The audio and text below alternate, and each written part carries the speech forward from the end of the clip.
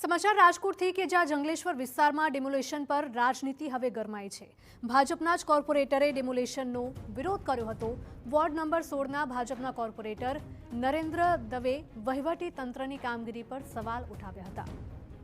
જો 40 વર્ષથી અહીં દબાણ હોય તો બાંધકામ થવા કેમ દીધું તેવો સવાલ પણ નરેન્દ્ર દવે ઉઠાવ્યો છે। અને આ ભાજપના જ મતદારો છે।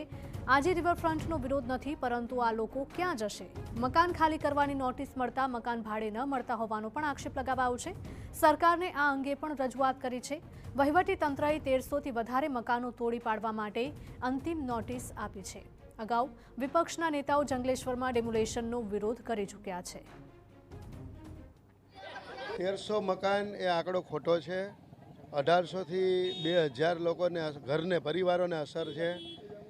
જે વિસ્તારમાં જે વિસ્તાર આપણી સામે છે એ વિસ્તાર નદીથી આજી નદીથી 400 મીટર દૂર છે અને વર્ષોથી લગભગ 30 વર્ષથી 40 વર્ષથી 50 વર્ષથી લોકો રહે છે।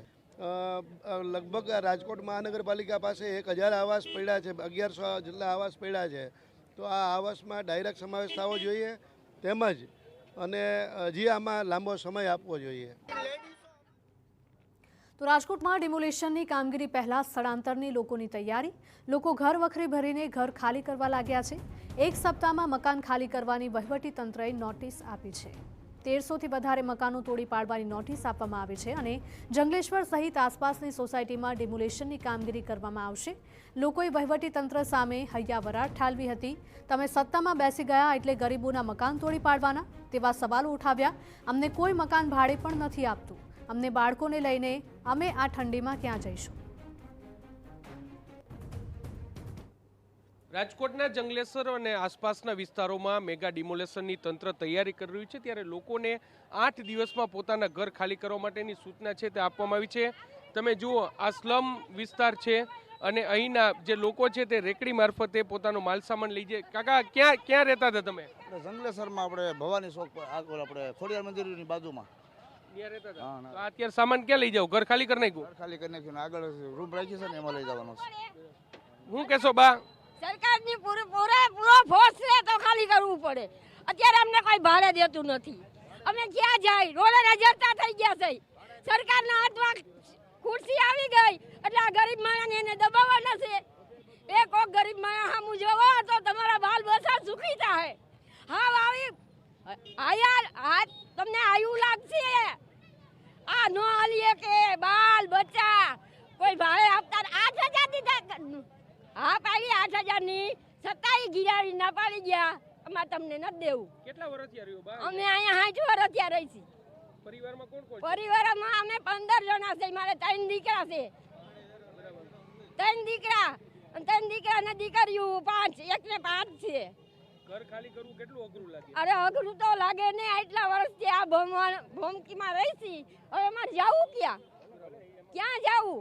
ભલે ઈ અમને કોટર નો આપે કાંઈ નહીં, અમને પછી વાર ગમે ત્યાં જગ્યા આપી દે। અમારો હુમલો લઈને અમે બે જાવ, રાજી ખુશીથી બે જાવ અમારો હુમલો લઈ।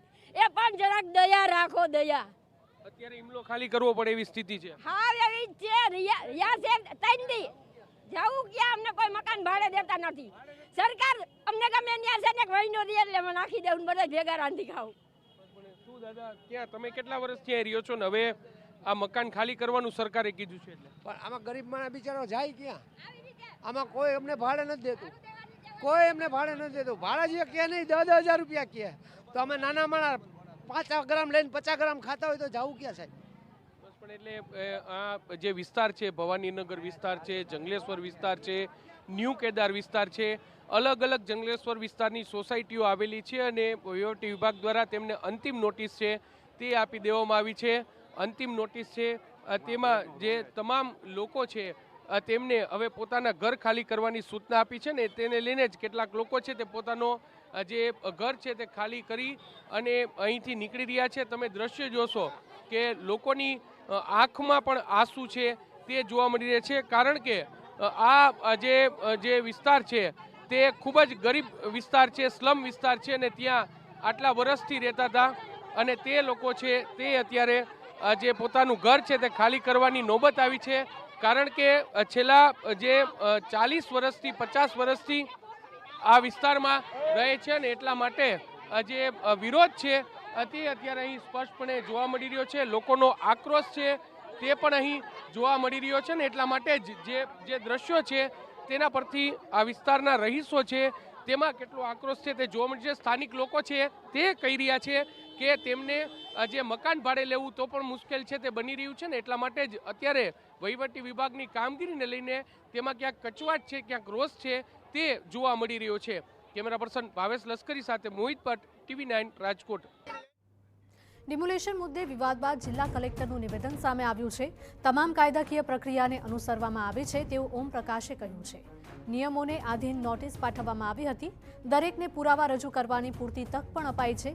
પુરાવાઓની ચકાસણી બાદ જ 202ની નોટિસ ઇસ્યુ કરાઈ. મકાનો ખાલી કરવા માટે હજુ પણ તેમની પાસે પૂરતો સમય છે. આ સમગ્ર મામલે કલેક્ટરે સ્પષ્ટ કરી દીધું છે કે તંત્ર દ્વારા સરકારી જમીન ખુલ્લી કરવા માટે કવાયત હાથ ધરાઈ છે અને સમય મર્યાદા પૂર્ણ થતાં જ જંગલેશ્વરમાં ડિમોલેશનની કાર્યવાહી હાથ ધરાશે. પર્ટિક્યુલરલી જંગલેશ્વરમાં પણ ખૂબ એકદમ ડિટેલ લીગલ પ્રક્રિયા ફોલો કરી છે. દરેકને 2 થી 3 નોટિસ આપવામાં આવ્યા છે. દરેકને પુરાવા આપવાની પૂરી તક આપવામાં આવી છે અને બધા પુરાવાનું એક્ઝામિનેશન કરીને પછી 202ની નોટિસ ઇસ્યુ કરવામાં આવી છે. અને મને ખબર છે કે અમારા તરફથી, તંત્ર દ્વારા તરફથી ખૂબ જ ઇનફ સમય મર્યાદા આપી છે અને અત્યારે પણ આને પાસે સમય મર્યાદા છે જ. તો સમય મર્યાદા માટેનો કોઈ પ્રશ્ન રહેતો નથી.